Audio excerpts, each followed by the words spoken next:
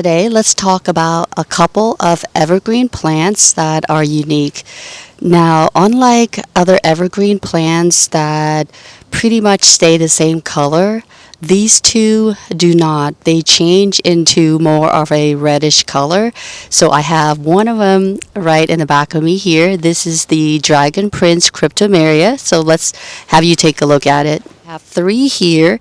You can see that they have more of that coppery color, mostly at the top. And the other one that I would like to share with you is just to the left of me, and that is the Sedum Angelina. They have that nice reddish tip color to them. Let's show the other patch to you.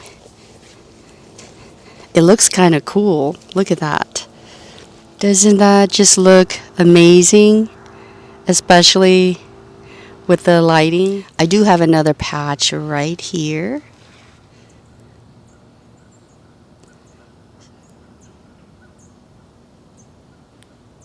Now in my garden here, there are some other plants that have the same kind of coppery color, but not to the same extent as these two. So why do these guys change color when the other evergreens pretty much stay the same color?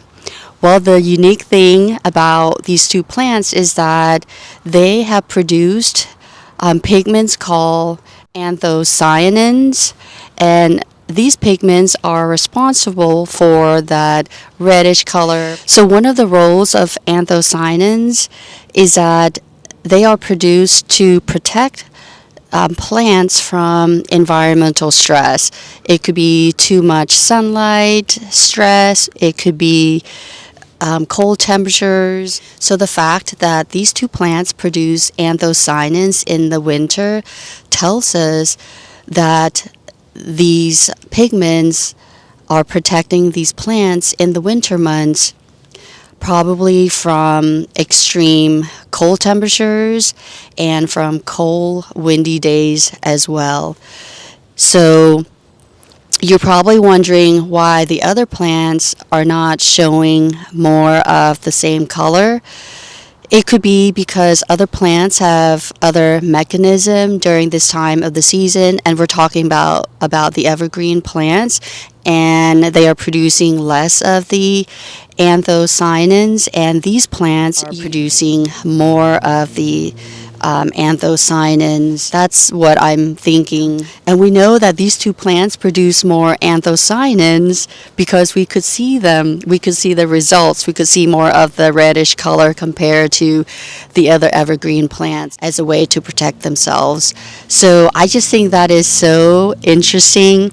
And as a result, we get to enjoy their beautiful, unique winter color versus or compared to the other evergreen plants, which pretty much, as you already know, they pretty much stay the same color. So if you did not know before, I hope you know now that there are pigments called anthocyanins, and one of the things that they do is to protect plants against harsh environmental stress, and that they do have other properties as well, like anti-inflammatory properties.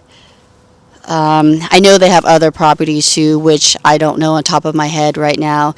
So they've reduced stress, oxidative stress, reduce your oxidative stress. Now, if you want to eat fruits and vegetables that are rich in antioxidants, go for those fruits and vegetables that are red in color, purple, and blue. Because guess what? Those are the colors that are the result of the anthocyanins. Isn't that so interesting? And as far as the plants go in the garden, you know that if you see plants that are producing this color in the winter, you know that they are protecting themselves with the pigments.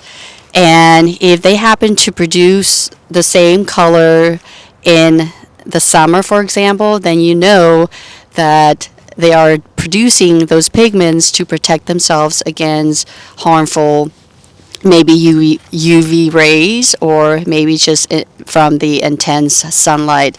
So I learned something just recently, and I hope you have too. And what sparked that interest was because of noticing these cryptomerias, how they're looking brown.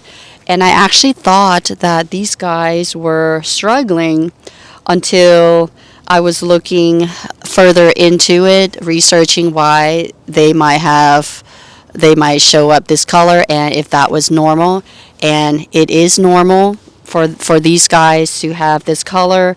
They have adapted themselves to producing the anthocyanins, whereas other cryptomerias that I have, they do not. They probably have another mechanism. Now, I thought that the reason these guys might be producing the anthocyanins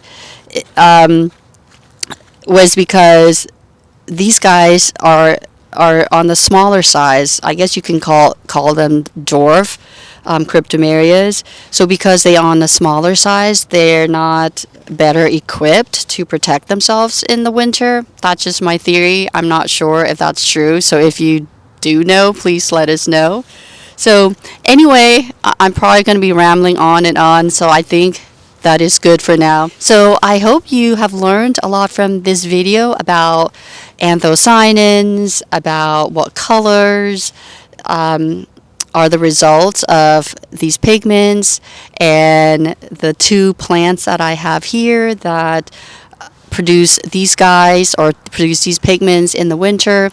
If you have other evergreen plants that are doing the same thing besides these, please let us know. So with that, thank you so much for watching this video. I hope you enjoyed it, and again, I hope you found this video helpful, and until the next one, I hope you take care. Bye for now. It's me, the Mario. Thank you so much for watching this video. Please make sure to like and subscribe and ring the notification bell so that way you don't miss out on any more content.